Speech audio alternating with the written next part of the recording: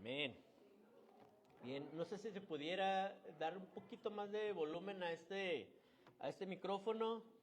Les pediría ahí de su ayuda. Hermanos, como ya lo hemos comentado en algunas ocasiones, este año 2025 se cumplen 35 años en esta comunidad, 35 años de que se inició, que Dios utilizó a los pastores Rogelio y la hermana Norma, que aquí nos acompaña, pero con una visión de establecer en esta colonia un lugar en donde la presencia de Dios pudiera hacerse presente y las personas puedan encontrarse con Él y pues ser hasta el día de hoy tenemos, ¿verdad?, en el logotipo como una arca, una balsa de salvación, como lo entendemos en la historia de Noé. Y bueno, este año que se cumplen 35 años de que empezaron, yo le pedí al Señor una visión, un tema, un lema para poder seguir y poder ver todo este año a la luz de esa palabra. Y algo que el Señor estaba poniendo en mi corazón una y otra vez era que el Señor quería hacer más y que el Señor tiene más. Y me recordaba yo lo que dice allí el apóstol Pablo en la carta de los Efesios, si gustan acompañarme.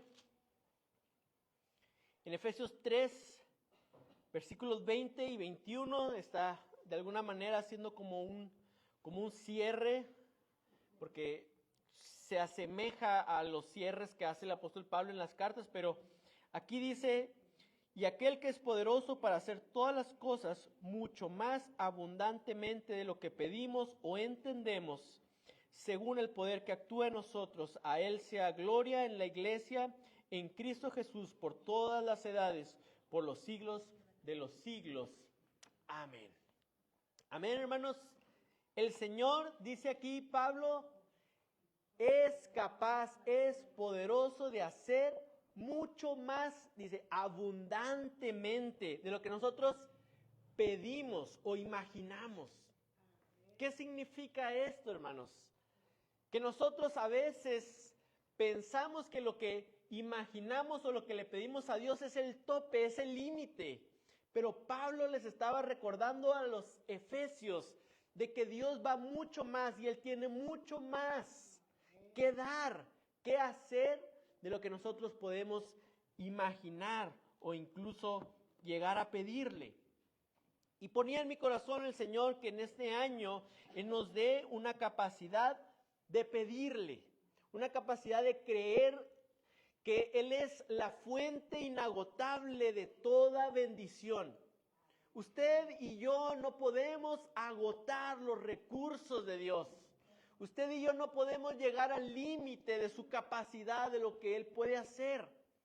Sin embargo, nuestra capacidad de creer, nuestra capacidad de imaginar, nuestra capacidad de creer sí tiene un límite. Y mire, yo quería que empezáramos por algunas semanas estudiando algunas vidas que encontramos en la Biblia de personas que se atrevieron a pedirle a Dios. Que a lo mejor cuando los leemos, que a lo mejor cuando vemos sus vidas, vemos que ellos se animaron a pedir más allá de lo que parecía en principio que les correspondía, que les pudiera tocar a ellos. Y así hay vidas, porque cuando vemos, ¿verdad?, el pasaje que les escribe Pablo a los Efesios, diciendo que Dios es más poderoso para hacer lo que más allá de lo que nosotros pedimos, a lo mejor viene esa sensación de entonces, ¿para qué pedimos?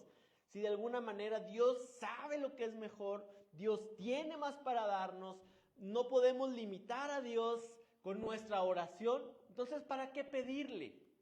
Esa es a lo mejor una duda honesta, una duda genuina en la vida de los creyentes. ¿Para qué oramos? ¿Para qué le pedimos a Dios si Dios ya sabe todas las cosas? ¿Por qué Dios quiere que nosotros le pidamos en oración? Si Él puede hacer incluso más allá de lo que le pedimos, si Él puede hacer mucho más de lo que nos imaginamos, entonces ¿para qué pedirle? A mí me sorprendía, hermanos, no sé cuántos lo habían notado, pero en el pasaje, en la historia de José, que encontramos en el libro de Génesis, vemos que Dios hizo cosas maravillosas. Creo que es uno de los personajes casi que intachables en la Biblia, ¿no?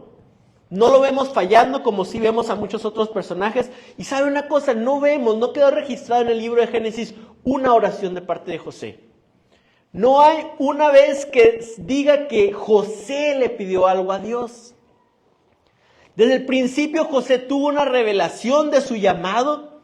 Desde el principio José tuvo una revelación de lo que Dios iba a hacer en su vida, de los planes que tenía para su vida. A lo mejor no alcanzaba a verlos y a lo mejor no sabía cómo iban a cumplirse. Pero desde el inicio, cuando empezamos a ver su historia, que tenía 17 años apenas, él ya tenía una idea clara de lo que Dios iba a hacer con él. Pero en ningún versículo del libro de Génesis aparece una oración de parte de José. No hay un momento en el cual dice que José se fue a la presencia de Dios a pedirle algo. Lo que es consistente en la narrativa de José es que Dios estaba con José en donde quiera que estaba. Vaya que, pues los que conocemos su historia le tocó de todo, ¿verdad? Y parecía que ya la había librado y venía algo peor. Y parecía que Dios ya estaba por cumplir su plan y su propósito. Y de repente se venía otro problemón que parecía que lo alejaba incluso más de lo que Dios quería hacer en su vida. Pero en ningún momento la Biblia, el Espíritu Santo, registra en el libro de Génesis que José haya orado. Pero quisiera, hermanos, que estudiáramos y meditáramos de algunas personas que sí se animaron a pedir, porque Jesús nos invita a que pidamos. Él nos dijo, y decía, hablándole a sus discípulos, ¿verdad? En aquellos primeros días que Él estuvo aquí en la tierra, Él los invitó a que pidieran, y Dios iba a hacer, que ellos llamaran y que Dios iba a hacer algo. En Mateo 21-22 dice, y todo lo que pidáis en oración, creyendo, lo recibiréis. Amén. ¿Cuántos lo creen? Juan 15:7, Jesús dice, si permanecéis en mí y mis palabras permanecen en vosotros, pedid lo que queráis, os será hecho. Y también en Marcos 11:24, por eso os digo que todas las cosas por las que oréis y pidáis, creed que las recibiréis y serán concedidas. Hay algo que Dios quiere hacer en el hombre, que aunque Dios tiene su plan, y aunque Dios tiene sus maneras de obrar, y aunque nosotros podemos aprender y somos invitados a aprender a confiar y descansar en Dios, hay algo que Dios hace y que Dios quiere escucharnos orando y pidiéndole. Y quisiera que vayamos, hermanos, a Génesis 25, porque ahí encontramos una historia de las más representativas de alguien que andaba buscando y pidiéndole a Dios por algo, por una bendición que parecía que no le correspondía. Entonces ahí sí me acompañan a Génesis capítulo 25, y vamos a empezar a partir del versículo 19, donde viene la historia de Jacob y Esaú. Y ahí me gustaría que nos concentráramos en la historia y la vida de Jacob, en un principio, porque es un hombre que hizo todo, a lo mejor mal, con una buena intención en su corazón, con un buen deseo de alcanzar lo que Dios tenía para su vida. Y hay mucho que podemos aprender acerca de la vida de Jacob. Dice ahí en Génesis 25:19, estos son los descendientes de Isaac, hijo de Abraham. Abraham engendró a Isaac, y era Isaac de 40 años cuando tomó por mujer a Rebeca, hija de Betuel arameo, de Padán Aram, hermana de Labán arameo. Y oró Isaac a Jehová por su mujer, que era estéril, lo aceptó Jehová y concibió Rebeca su mujer. Y los hijos luchaban dentro de ella y dijo, si es así, ¿para qué vivo yo? Y fue a consultar a Jehová. Y le respondió Jehová, 2 naciones hay en tu seno, y 2 pueblos serán divididos desde tus entrañas. El un pueblo será más fuerte que el otro pueblo, y el mayor servirá al menor. Cuando se cumplieron sus días para dar a luz, he aquí había gemelos en su vientre. Y salió el primero rubio, y era todo velludo como una pelliza, y llamaron su nombre Esaú. Después salió su hermano, trabada su mano al calcañar de Esaú, y fue llamado su nombre Jacob. Y era Isaac de edad de 60 años cuando ella lo dio a luz. Y crecieron los niños, y Esaú fue diestro en la casa, hombre del campo. Pero Jacob era varón quieto que habitaba en tiendas. Y amó Isaac a Esaú, porque comía de su casa, mas Rebeca amaba a Jacob. Y guisó Jacob un potaje, y volviendo Esaú del camino cansado, dijo a Jacob: te ruego que me des a comer de ese guiso rojo, pues estoy muy cansado. Por tanto fue llamado su nombre Edom. Y Jacob respondió: véndeme en este día tu primogenitura. Entonces dijo Esaú: he aquí, yo me voy a morir, ¿para qué pues me servirá la primogenitura? Y dijo Jacob: júramelo en este día. Y él le juró, y vendió Jacob su primogenitura. Entonces Jacob dio a Esaú pan y del guisado de las lentejas, y él comió y bebió, y se levantó y se fue. Así menospreció Esaú la primogenitura. En la Biblia, hermanos, particularmente al inicio, Dios estableció un orden para las familias en el cual los primogénitos tenían un derecho y privilegios por sobre sus demás hermanos. ¿Cuántos de aquí son hermanos mayores? Levanten la mano. ¿Cuántos de aquí fueron los primeros? ¿Su familia? Ajá. Bien, tenemos algunos. Bien, Dios los bendiga. En la Biblia, Dios les dio a los primogénitos una bendición especial. Y cuando tú lees, la primera manera cuando te das cuenta de esto, ¿verdad? Es en las genealogías. Porque nada más aparece el primer nombre del hijo y los demás entran en un gran saco que eran hijos e hijas. Salía el primer nombre y luego chorrocientos años y engendró hijos e hijas. Así como ahí la perrada. ¿Sí? Los demás, por así llamarlos. Dios estableció este orden, hermanos, y más adelante, en la ley de Moisés, lo establece de una manera todavía más específico. En Éxodo, encontramos que Dios le dijo al pueblo de Israel que todo hombre, todo hijo que abriera la matriz sería santo para él, incluso en los animales. Hubo un orden que Dios estableció de un derecho. Incluso los primogénitos tenían un derecho de la doble porción de lo que le correspondía a cada hijo. Si un hombre era muy rico, su hijo mayor iba a recibir una doble porción de herencia que el resto de sus hermanos. Esa era una bendición que Dios había establecido para el primogénito, y no solamente en lo material. Había una bendición que el hijo mayor era el que estaba llamado a ejercer el sacerdocio, la relación de Dios para la familia. Era el líder natural en la familia, era el patriarca. En estas familias, ¿verdad?, que encontramos en el libro de Génesis, encontramos que siempre era el hijo mayor el que había de continuar con la historia, había de continuar con el legado del padre. Y vemos que Jacob, hermanos, anhelaba esa bendición. Vemos que Jacob entendía probablemente, mire, si nos vamos a ese momento cuando la madre de Jacob, Rebeca, va y consulta al Señor y se le revela de una manera muy particular que el mayor iba a servir al menor. De alguna manera que iba a haber una preferencia por el menor. Entonces, desde el momento que nace, el detalle que nos da la Biblia acerca de la manera como nacieron, que en muy pocas ocasiones, en muy pocos personajes la Biblia da este detalle de cómo fue su nacimiento. Y aquí dice que Jacob estaba trabado al calcañar, al talón de Esaú, de su hermano, entendiendo que hubo una lucha desde el vientre por ser él, por tener él la preeminencia, por tener él el derecho de la primogenitura. Y nace Jacob, ¿verdad? Pues ahí ahora sí que le tocó, no fue su culpa, Dios así lo estableció.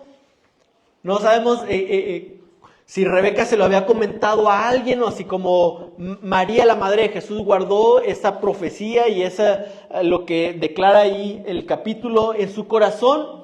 Pero los que ayudaron a sacar, ¿verdad? Porque dice que ayudaron a que nacieran primero, sacaron a Esaú y después venía Jacob. Eso lo puso en este lugar fuera de la bendición de Dios que estaba destinada para el primogénito.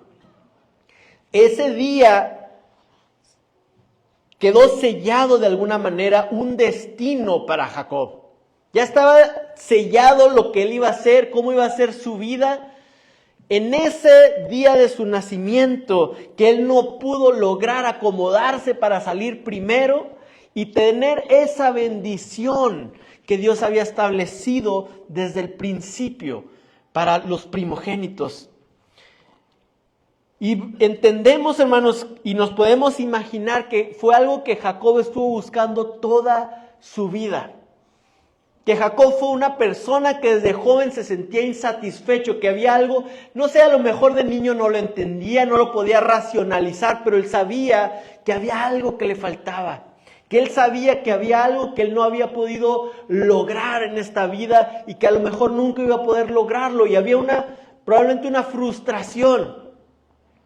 Y seguramente creció, ¿verdad?, a la sombra de un hermano muy diestro, muy capaz, como lo fue Esaú, que, pues bueno, ahí no iban a competir a ver quién le sabía más a las computadoras o a ver quién sabía echar más mecánica. Creo que la caza, el poder cazar animales para comer, era una de las cosas más importantes. O sea, no había algo más importante que tú pudieras hacer y que un niño se pudiera preparar para hacer como lo era la caza, ¿verdad? Poder ejercer la cacería, aparte está muy relacionado con las armas, que tiene que ver con las guerras, con la conquista, con la defensa. Entonces, Jacob creció muy probablemente a la sombra de un hermano muy capaz, que tenía la admiración de la gente, que tenía la admiración de los que lo rodeaban. Y pues esa fue la vida de Jacob. Y llega el momento cuando llega, ¿verdad? Y se le ocurre preparar esta comida a Jacob y dijo, pues a lo mejor aquí me sale esta jugada, no sé qué puede resultar, pero estaba haciendo allí la receta, preparando y como que se le ocurrió cuando vio a su hermano venir de lejos cansado, dijo, debe venir muy hambriado y yo aquí tengo ya la sopa preparada, las lentejas, y como que se le ocurrió maquinar, ¿no?, ese plan de poder robarse la primogenitura, de poder llegar y obtener lo que por derecho no le había tocado, por el nacimiento no le había sido asignado a él, y se le ocurrió eso, ¿verdad? Nacido de una frustración de saber que Dios no había permitido que él fuera el primogénito. Y vemos, hermanos, que le ofrece Jacob ese potaje,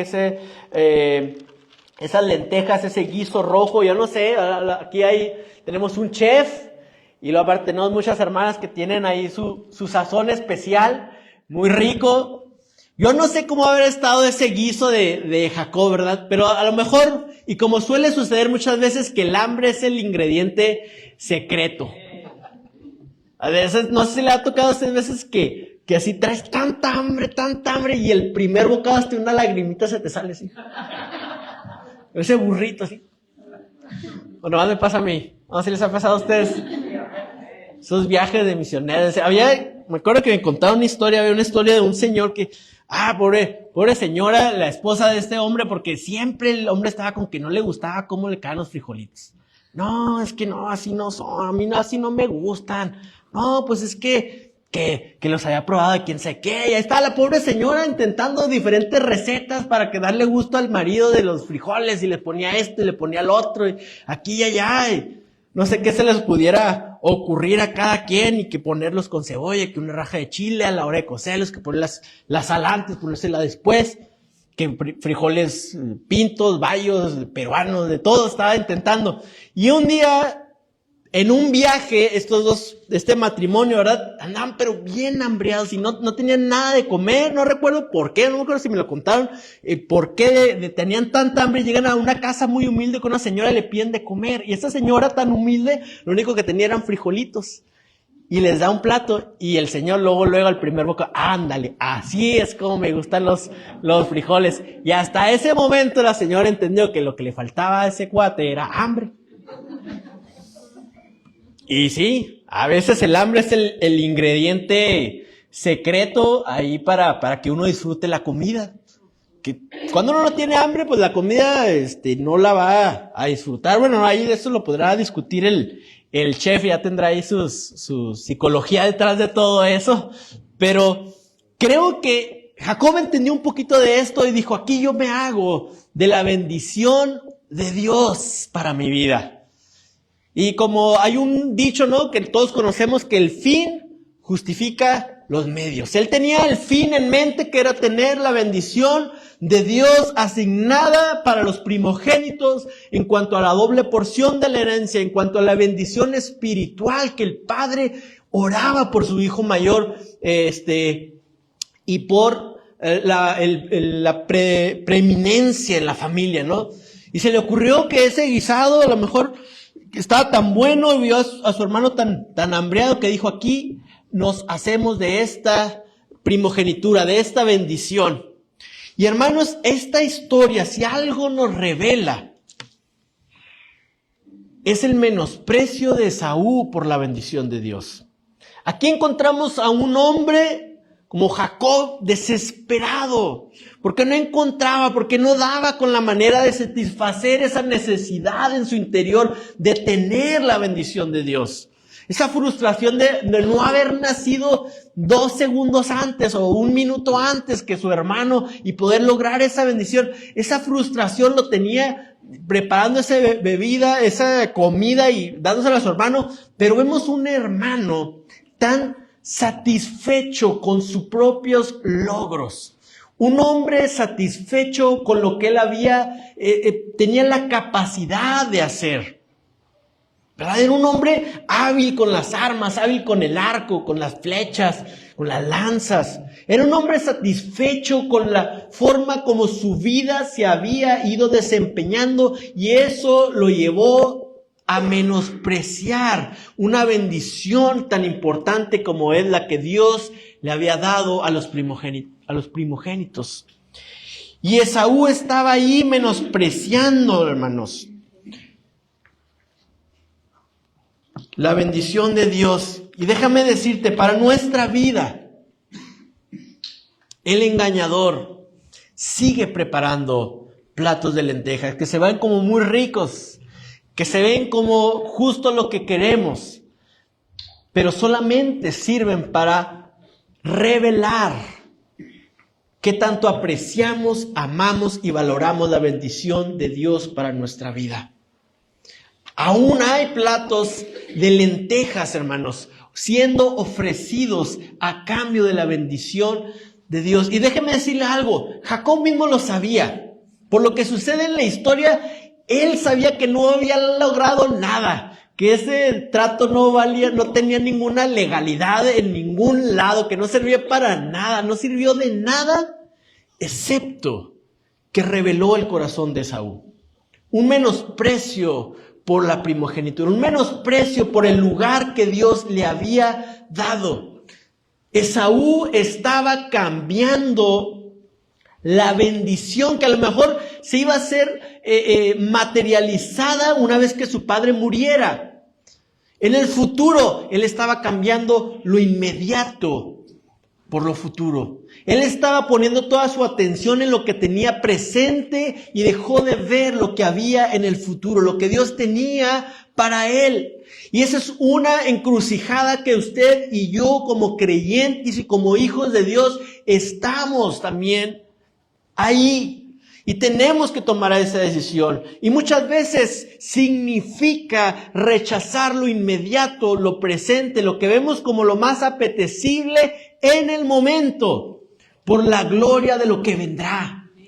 Y es algo que es una prueba para ver qué tanto nosotros estamos dispuestos a valorar, a sacrificar por lo que el Señor ha prometido, por el lugar que Dios nos ha dado, independientemente, hermanos, si usted lo pueda perder, independientemente de si se lo pueda quitar. El engañador revela el aprecio y lo que usted valora, el lugar que Dios le ha dado. Las promesas que Dios ha depositado en tu vida van a ser revelados. ¿Qué tanto lo aprecies? ¿Qué tanto lo crees? Cuando tengas enfrente de ti uno de esos platos que se ven muy apetecibles, que parece que es justo lo que estabas esperando, que es justo lo que tú querías, pero solamente van a servir para revelar tu corazón y el aprecio que tú tienes por lo que el Señor tiene para tu vida, por el lugar que Cristo Jesús ganó para ti. Y lamentablemente sí hay muchas ocasiones en las que nosotros fallamos esa prueba, hermanos. Cuando nos vamos por lo que tenemos ahí cerquita, cuando nos vamos por lo inmediato, por la gratificación instantánea, ¿verdad? Se llama eso.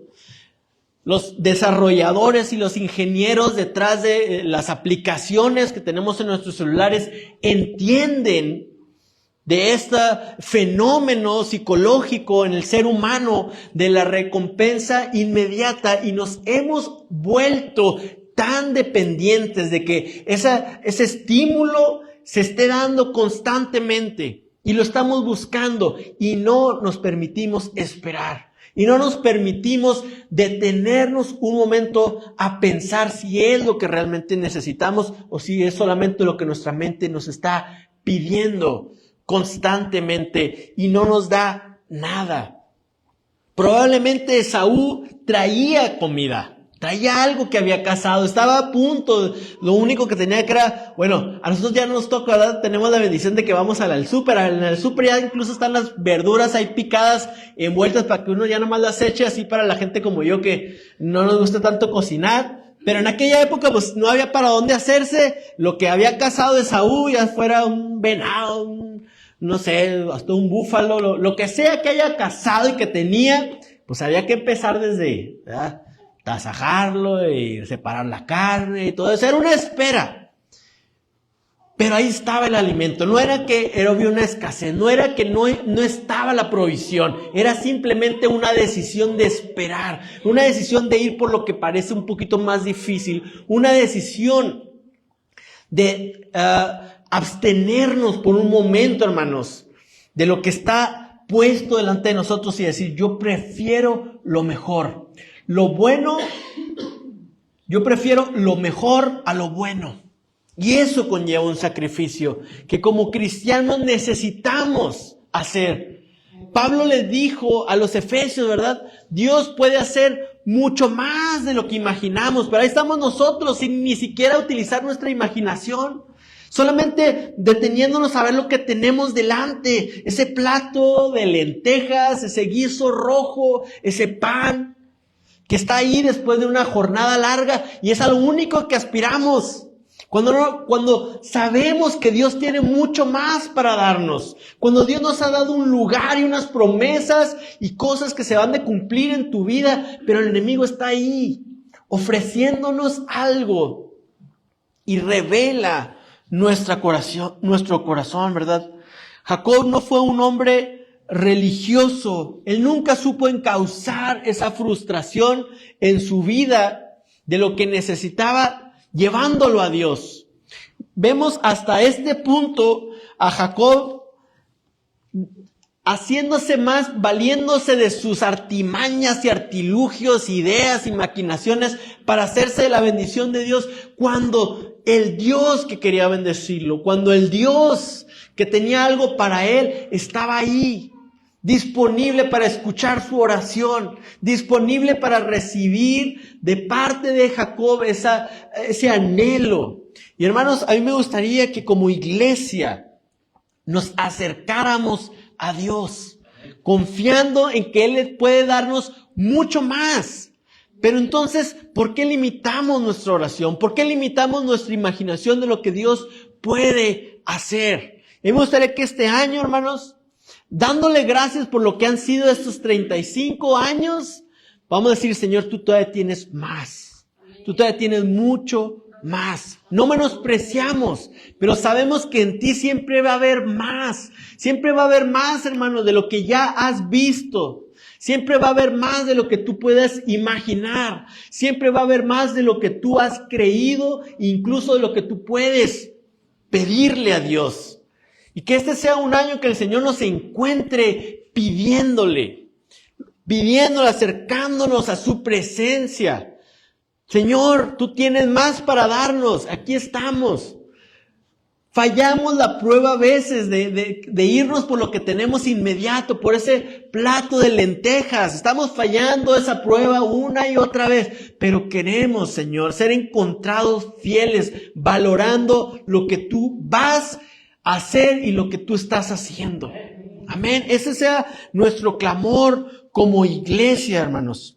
Que podamos estar confiando en que Dios tiene mucho más. Porque a veces es más fácil rendirse. A veces es más fácil ya dejarlo.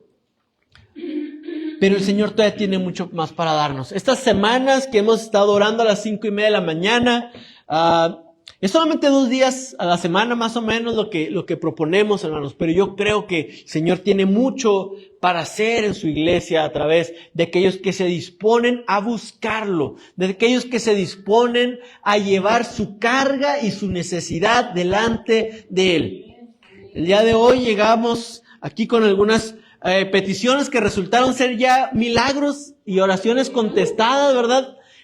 Nos llegó la petición de Patty, compañera de Roger, de que su hijo no había aparecido, y estábamos orando por ella en la noche, y hoy que íbamos a orar todos juntos aquí como iglesia por él, pues ya nos dieron la noticia que ya había regresado. Todavía en la noche pues no sabíamos bien qué había pasado con la mamá de Paul. Ahorita llegamos y vimos que ya había el Señor contestado la oración. Y yo creo que cuando uno ora, cuando uno se dispone a hablar con el Señor, a darle el valor de lo que Dios es en nuestra vida, hermanos, hay un poder en la oración. Cosas empiezan a suceder. Murallas que están ahí, que parecían inexpugnables, como aquellas de Jericó que el pueblo de Israel tuvo que enfrentarse, se empiezan a desmoronar. Cuando buscamos al Señor, cuando nos atrevemos a creerle, a pedir, a saber que no hemos agotado su bondad, a saber que no hemos agotado sus recursos para nuestra vida, que nosotros, independientemente de cómo nos sintamos cansados, agobiados, a lo mejor nos sentimos derrotados, pero no hemos agotado la bondad de Dios para nuestra vida, y Él todavía tiene mucho que hacer para nosotros. Pero a eso es un precio que pagar, hermanos. Hay un precio. Porque el plato de lentejas está ahí. Ni siquiera lo tuvimos que preparar nosotros. Ahí está ya listo. Alguien más lo preparó por nosotros a cambio de esa bendición. Pero el llamado de Dios para sus hijos es a saber esperar. Es aprender a confiar en que Él tiene algo mucho mejor. Que lo que podemos ver no es todo lo que Dios ha hecho. Que lo que podemos ver no es todo lo que Dios tiene capacidad de hacer. Sino que hay mucho más. Todavía hay más que Dios quiere hacer entre nosotros, con nosotros y por nosotros. Para su gloria y para bendición de los que nos rodean. Para hacer de bendición, hermano. Yo sé que esta iglesia ha sido de mucha bendición para tantas familias, lo sigue siendo. Ha sido de bendición para los vecinos y lo va a seguir haciendo. Veía que los vecinos de aquí de la esquina como que ya se están cambiando. Oremos, hermanos, que Dios traiga personas que Él está hablando, que Él está tratando en sus vidas y que quiere encontrarse con ellos y que nosotros podamos ser ese puente, esa mano extendida para que ellos lleguen a conocerlo. Estamos orando por los vecinos y algo que fue de mucha bendición, yo sé que lo va a seguir haciendo, fue cuando hicimos este concierto. Hicimos un concierto sin ánimos de predicarles o de exponer a la gente. Simplemente invité a unos compañeros de la Filarmónica, trajeron aquí su música y pudimos ver como nunca antes en la historia de la iglesia a vecinos que nunca habían entrado aquí a la iglesia, como en números que no los habíamos visto antes. Habíamos visto niños y esperamos que eso pueda seguir siendo. Los niños de la colonia creo que han vivido muy bonitas experiencias aquí, el Día del Niño y en algunas otras festividades. Pero creo que ese concierto ayudó a que los vecinos pudieran entrar. Y queremos, hermanos, que el Señor nos lleve a más. Queremos estar orando que el Señor nos permita ser un lugar de encuentro para las personas. Que podamos creerle, que no estemos dudando de la bondad de Dios, que no estemos pensando que hay una escasez de parte de Dios, cuando en realidad la escasez está en nuestra parte porque no pedimos, porque no estamos orando, porque no estamos valorando lo que el Señor quiere hacer para nuestras vidas. Que podamos esperarlo, hermanos.